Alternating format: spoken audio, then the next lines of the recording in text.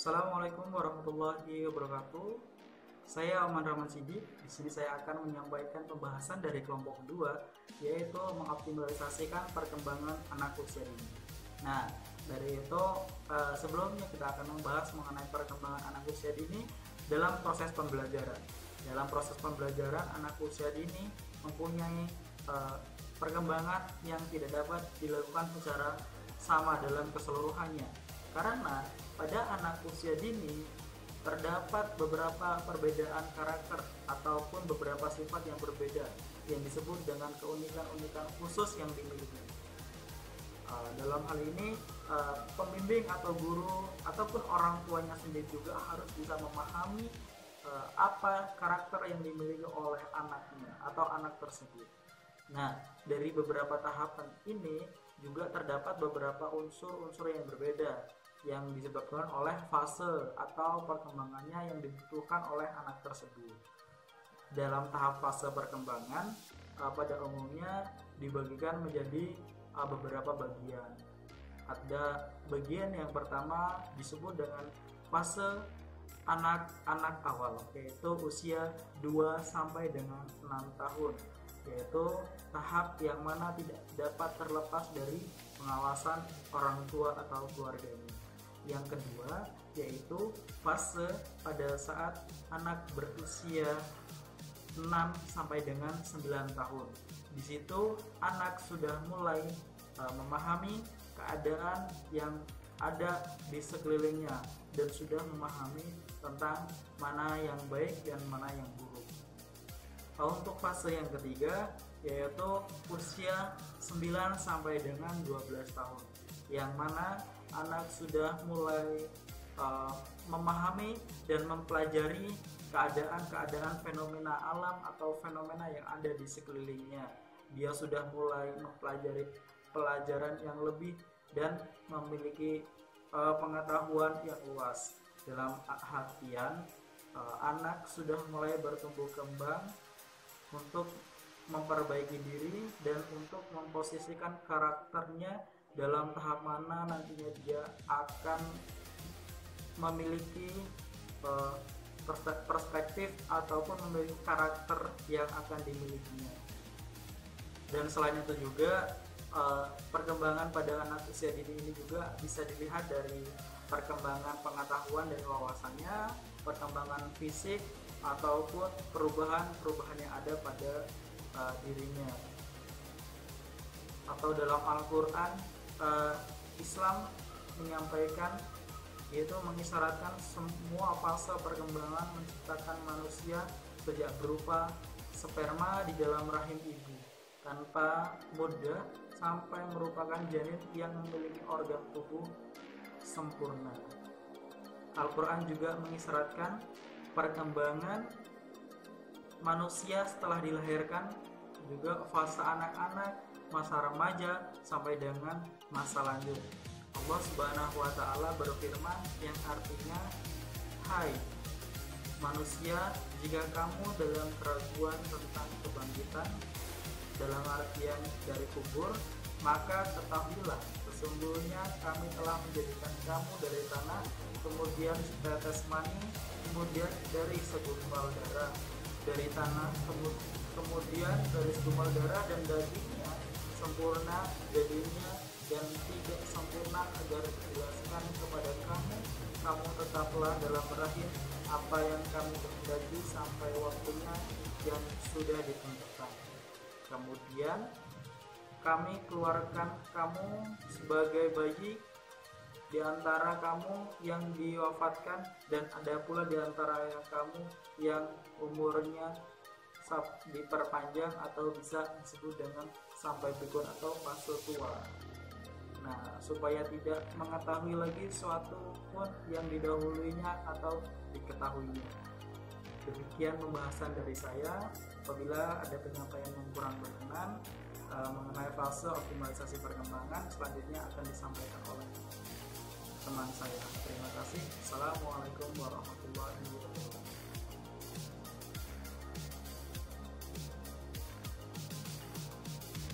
Tiup ke dalam janin sehingga menjadi makhluk baru.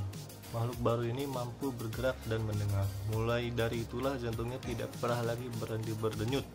Fenomena ini yang diisyaratkan oleh Allah Subhanahu wa taala dalam Al-Qur'an, surat Al-Mu'minun. Kemudian kami jadikan dia makhluk yang berbentuk lain, maka Maha Sucilah Allah, pencipta yang paling baik. Itu artinya, bisa kita dengar tadi. Nah, keterangan dalam hadis riwayat Ibnu Mas'ud ternyata sesuai dengan hasil penelitian embriologi. Embrio dalam perut ibu mulai bisa bergerak kira-kira pada akhir bulan ketiga dan awal bulan keempat.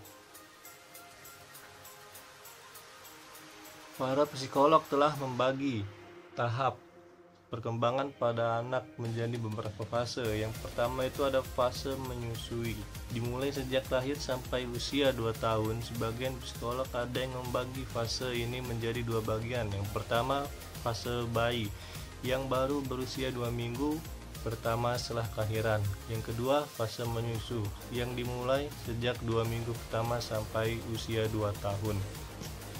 Yang kedua, fase kanak-kanak awal dimulai sejak 2 tahun sampai usia 6 tahun. Yang ketiga, itu ada fase kanak-kanak menengah dimulai sejak usia 6 tahun sampai 9 tahun. Kemudian yang keempat, ada fase kanak-kanak akhir dimulai sejak usia 9 tahun sampai 12 tahun. Saat ini masih terdapat perbedaan dalam penentuan usia anak. Menurut Undang-Undang Nomor 20 Tahun 2002 tentang Perlindungan Anak dan WHO, yang dikatakan masuk usia anak adalah sebelum usia 18 tahun dan yang belum menikah. American Academy of Pediatrics tahun 1998 memberikan rekomendasi yang lain tentang batasan usia anak, yaitu mulai dari fetus atau janin hingga usia 21 tahun. Pembahasan perkembangan juga dapat berdasarkan kepada fase menyusui yang berakhir pada penghujung tahun kedua. Biasanya si anak masih tergantung pada si ibu tersebut. Fase kanak-kanak menengah dimulai dari usia pertama kali anak-anak berangkat ke sekolah untuk belajar di luar lingkungan keluarga. Fase kanak-kanak menengah juga merupakan masa awal mereka bergabung dengan komunitas-komunitas sosial ya di tengah-tengah sekolah dan di antara staf pendidikan tersebut. Pada fase ini wawasan anak mulai terbuka. Selain itu juga mulai memasuki masa tamyiz atau mampu membedakan hal-hal yang baik mana yang buruk. Banyak teori mengenai periodisasi dan tugas-tugas perkembangan manusia. Calvin S. Hall dan Gardner Lindsay dalam teori-teori psikodinamik atau klisis menyatakan bahwa Sigmund Freud dari psikoanalisanya misalnya membagi perkembangan psikis manusia dalam 4 fase. Yang pertama ada fase oral. Fase ini di mana sumber kesenangan, kenikmatan pokok diperoleh dari kegiatan-kegiatan mulut. Yang kedua ada fase anal. Fase ini di mana sumber kesenangan dan kenikmatan diperoleh dari kegiatan yang berasosiasi dengan rangsangan pada daerah khususnya tersebut. Yang ketiga ada fase palik. Fase di mana pusat dinamika perkembangan pada perasaan-perasaan dan agresif berkaitan dengan mulainya berfungsi organ-organ yang tertentu.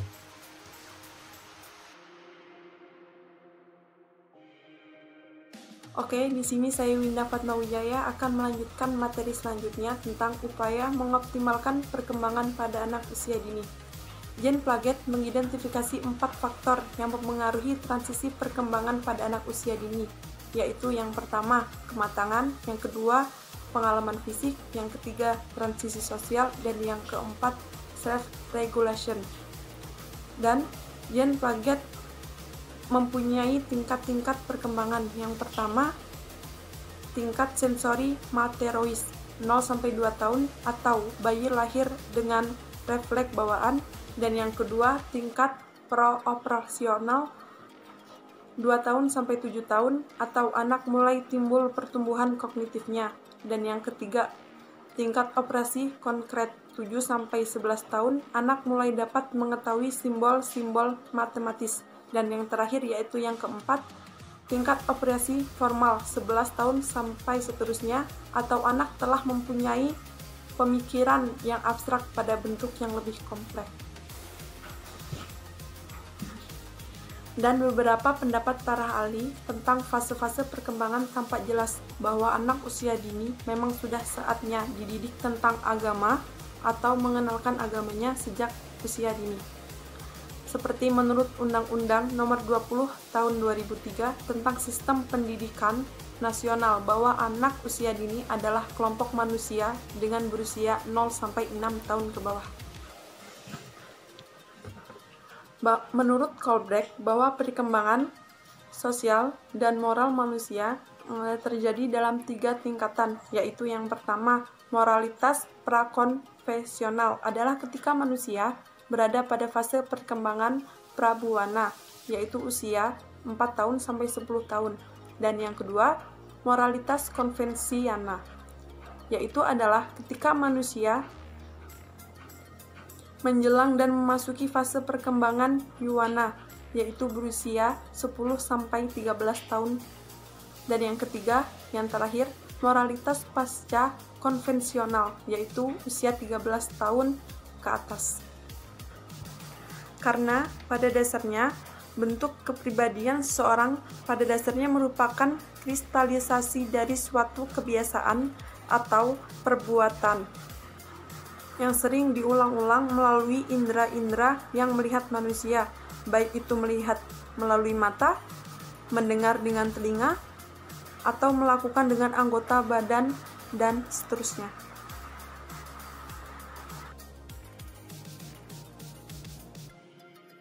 Saya akan melanjutkan penjelasan dari Saudari Winda. Mampu mengungkapkannya dengan bahasa verbal tentang masalah-masalah mereka. Usia mempengaruhi kemampuan anak-anak. Di samping itu, cara anak-anak merespon kecemasan atau kekhawatiran juga berbeda-beda. Sebagai anak menjadi pendiam dan menarik diri, sedangkan lainnya bersikap sebaliknya, agresif, cerewet, gaduh, atau sulit diatur. Bahkan tidak disiplin atau mematuhi peraturan. Namun, dalam kondisi dan sifat yang seperti apapun, seorang anak tetap harus dididik agamanya, rukun imannya, dan rukun Islamnya. Untuk iman dan kepercayaan atas kerasulan Muhammad SAW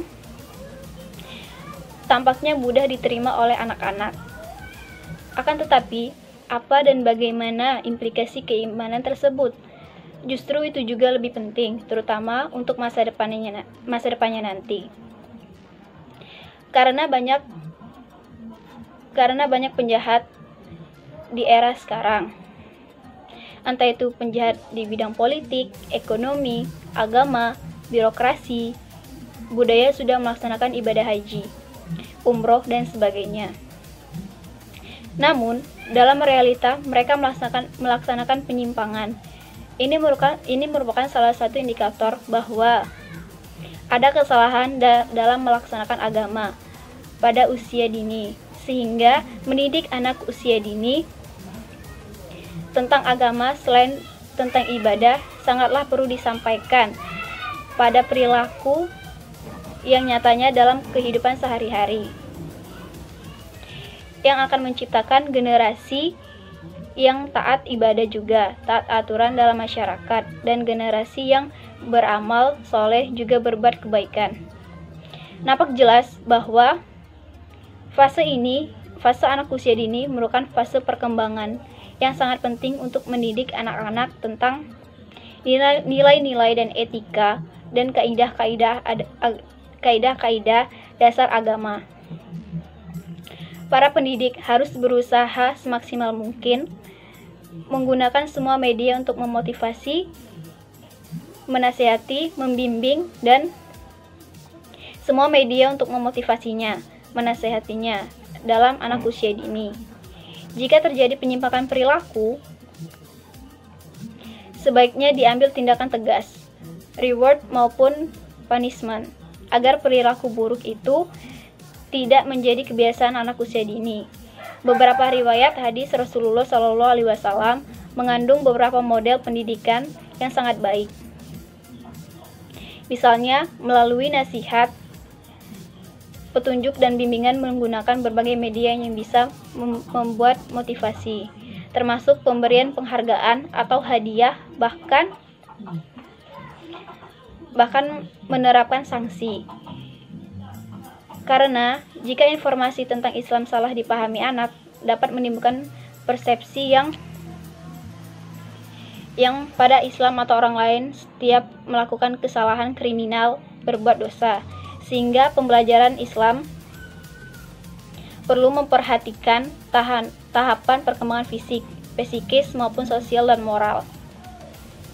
Secara umum diketahui bahwa dalam perkembangan anak perlu dipenuhi berbagai kebutuhan, yaitu kebutuhan primer, pasangan, sandang, dan perumahan, serta kasih sayang perhatian, penghargaan terhadap dirinya, dan peluang mengaktualisasikan dirinya. Pemenuhan kebutuhan dalam perkembangan ini banyak tergantung dari cara lingkungannya berinteraksi dengan sebagaimana organismenya ditentukan secara alamiah oleh sifat-sifat keturunan dan ciri-ciri yang unik yang dibawa sejak lahir. Perkembangan organisme juga ditentukan oleh cara-cara lingkungan berinteraksi dengan individu, yaitu melalui pendekatan yang sifatnya memberikan perhatian, kasih sayang, dan peluang mengaktualisasikan diri. Dan secara ringkas, hal-hal yang diperlukan